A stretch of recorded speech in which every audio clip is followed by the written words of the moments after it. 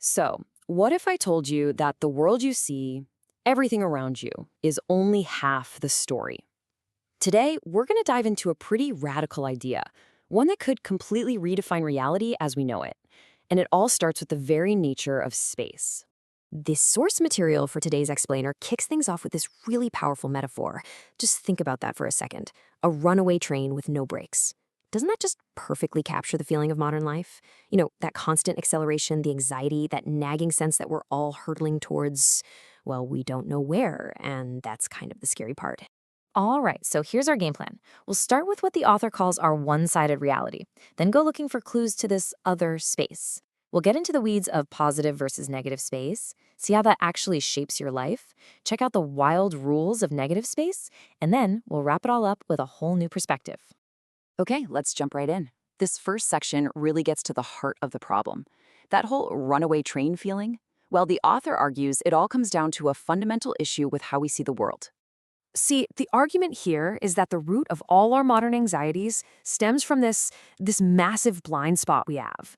We're completely, almost obsessively focused on the physical, tangible world, stuff we can touch and measure.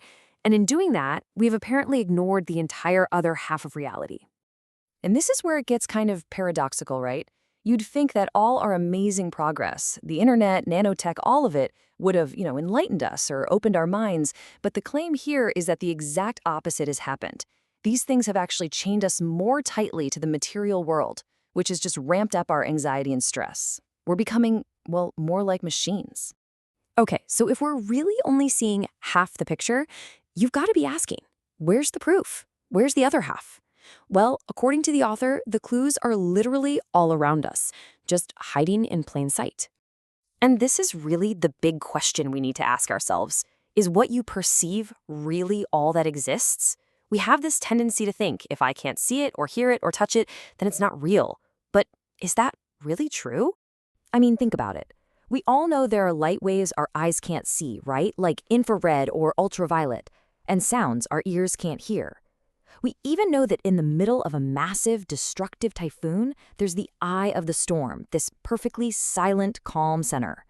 The point is, we already accept that things exist beyond our senses. So why would we assume that's where it stops? All right, let's switch gears a bit from the outside world to, well, the inside world. What about your dreams? In that world, when you're dreaming, you're still you, right? You have thoughts, feelings, experiences. So here's the kicker. If that you in the dream isn't real, then how are you aware? And if it is real, well then who's the person sleeping in your bed? And that brings us to the core claim of this whole idea. The author says dreams are not just some random firings in your brain. No, they are your consciousness literally visiting another reality, a place called negative space.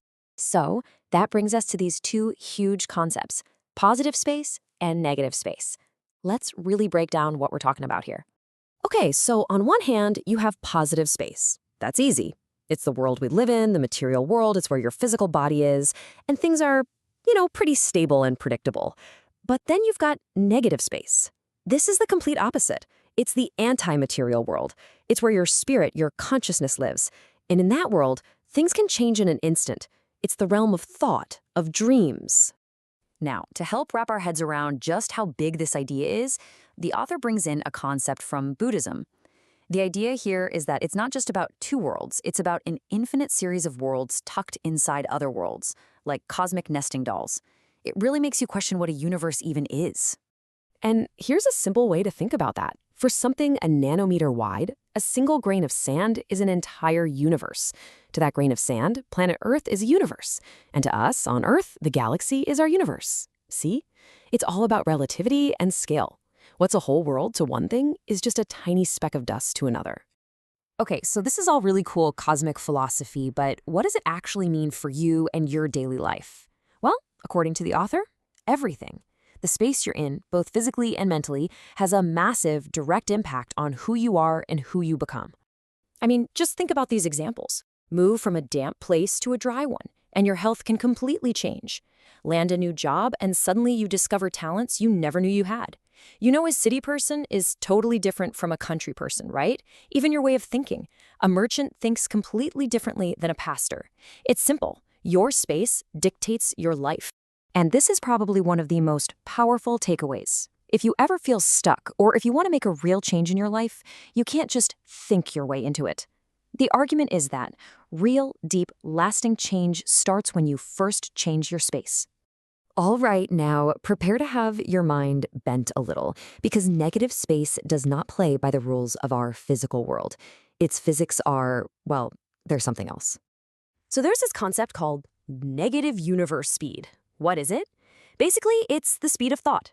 For example, someone standing at the South Pole can think about their home thousands of miles away, and in that instant, their consciousness is there. In negative space, distance just doesn't matter. And the physics get even weirder. So we know in our universe, something with high mass, like a star, compresses space around it. That's gravity. Well, in negative space, it's the exact opposite. It's like a bizarro world version. A high spiritual mass object, let's say a person with a really powerful intellect or consciousness, actually expands the space around them. It pushes things away. You know that old saying, a bosom friend afar brings a distant land near? That's a perfect way to feel this. When you have that deep connection with someone, what you could call a low-mass connection, because there's no friction, it doesn't matter how far away they are physically, it feels like they're right there with you. The negative space between you is compressed. But here's the flip side of that coin. According to this theory, this is why really high energy or brilliant people often feel lonely. Their high spiritual mass might unintentionally expand the negative space around them, and the result is this profound sense of loneliness, where they feel distant from people, even when they're standing in the same room. Okay, let's bring this all back home, back to where we started. We've just explored this wild idea of a hidden reality with its own set of rules. So the big question is, what's the point? How does knowing any of this help us get off that runaway train? And that leaves us with this final, really crucial thought. The whole premise is that our modern crisis, that runaway train, comes from only seeing half of what's real. So if that's true, then maybe the key, maybe the breaks we're looking for are in the other half, in acknowledging and trying to understand this hidden negative space. What if a simple shift in perspective is all it would take to change, well, everything?